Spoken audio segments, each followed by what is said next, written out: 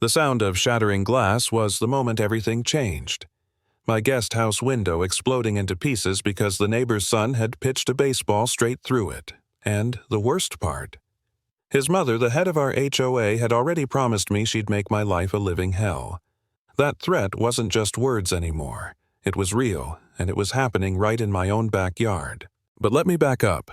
When Jenna and I finally bought this house, it was supposed to be our forever home. After years in cramped city apartments, we wanted space, peace, a yard, and maybe someday a family. And when we saw this place, a 2-story with a pool, a big oak tree, and a detached guest house, I didn't hesitate. The guest house sealed the deal. I pictured my parents flying in Jenna's sister, staying a month without feeling like she was imposing friends visiting for holidays. It wasn't just a house, it was the symbol of everything we'd worked for. For the first few weeks, life was perfect. We painted, unpacked, waved politely at neighbors, and dreamed about the future. Then I noticed the kid next door, Liam, cutting through my yard like it was a public sidewalk. At first, I brushed it off. New neighbors, maybe some old arrangement with the previous owners, no big deal. But pretty soon it wasn't just cutting through. I came home one day to find him and 2 friends lounging in my pool, waving at me like they owned the place. I didn't want to be the angry new guy, so I forced a smile. Told them it was fine, but maybe give me a heads up next time. Jenna was furious. She saw it for what it was, a massive boundary violation, but I kept trying to be the good neighbor. That was mistake number 1. The violations snowballed.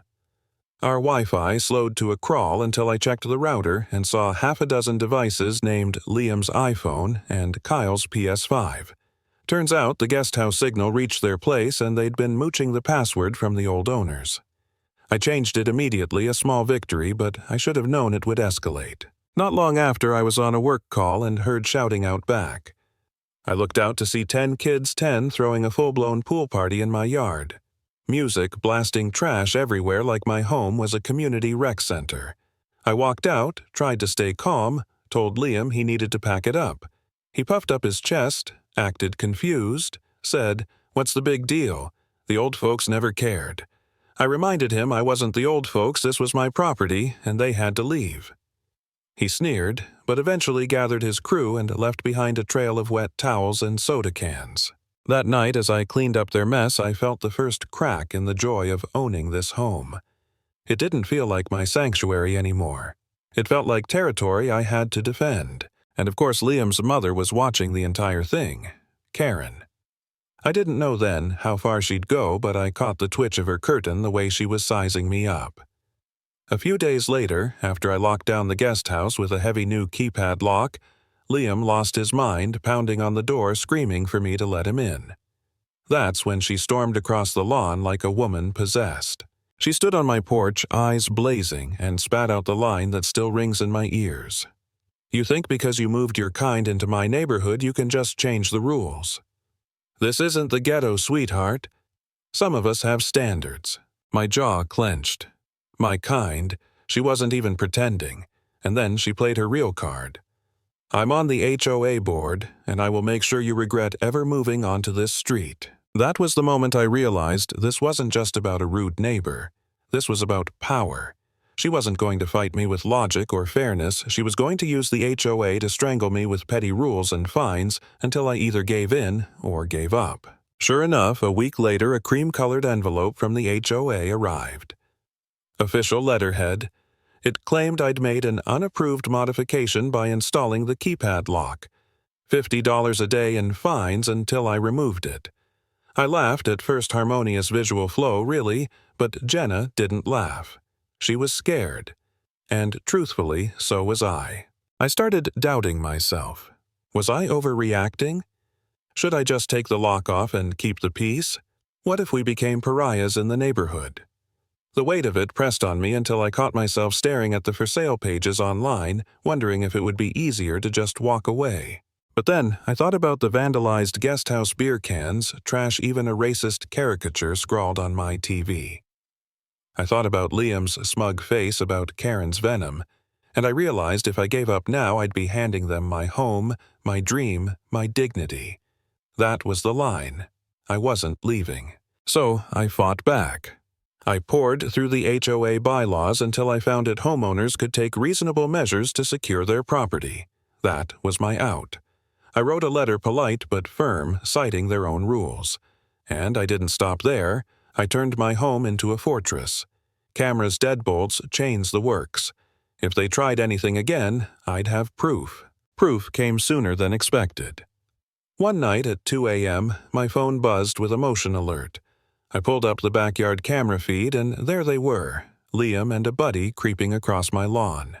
He fiddled with the keypad, tried prying the frame with a screwdriver while his friend actually cupped his hands to peer into my kitchen window. That was it. They weren't just entitled brats anymore, they were criminals. I saved the footage, backed it up 3 times, labeled it midnight trespassing. And when Karen later called the cops with a false noise complaint, painting me as aggressive and disruptive. I didn't argue. I showed the officers the video. Their faces hardened. The official record now had her name on it, not mine. The tide was turning. Still, Karen wasn't done. She sent her husband Gary over one day, meek shuffling like a man on death row, to negotiate. His proposal, that I just give Liam the code to the new lock, let him use the guest house officially with a few ground rules. I almost laughed in his face. It wasn't a peace offering, it was surrender. My answer was no. But even as the war raged, I found an unexpected ally. Martha, an older neighbor across the street, stopped me one evening and said, "Don't let her get to you. You're not the first." Turns out, Karen had been tormenting families here for years. I wasn't crazy. I wasn't alone. And that tiny bit of solidarity gave me the strength to keep fighting.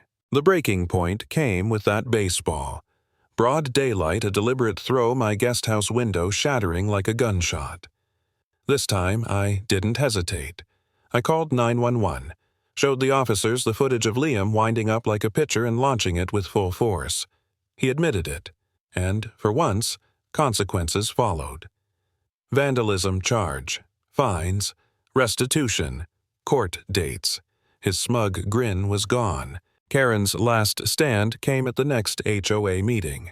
She proposed new rules, ban electronic locks, and even crazier, require homeowners with pools to open them to neighborhood kids. Transparent, vindictive, ridiculous. But she stood there preaching about community spirit while I sat in the crowd with Martha and half the neighborhood behind me. When the president asked for discussion, I stood up. My voice was calm, steady.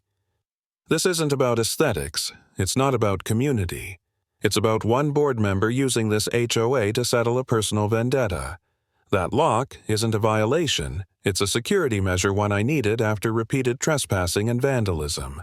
The room buzzed. Martha spoke next, sharing her own history of Karen's harassment. Others chimed in. By the time the president shut it down, Karen's proposal was dead on arrival. She'd been publicly, undeniably exposed. She grabbed her papers, face flushed red, and stormed out without another word. Not long after, a for sale sign appeared on their perfect lawn. They were gone within weeks. And just like that, the war ended. Sometimes the only way to deal with a bully is to stand your ground, no matter how much they scream, no matter how high the cost, because once you stop backing down, they stop winning.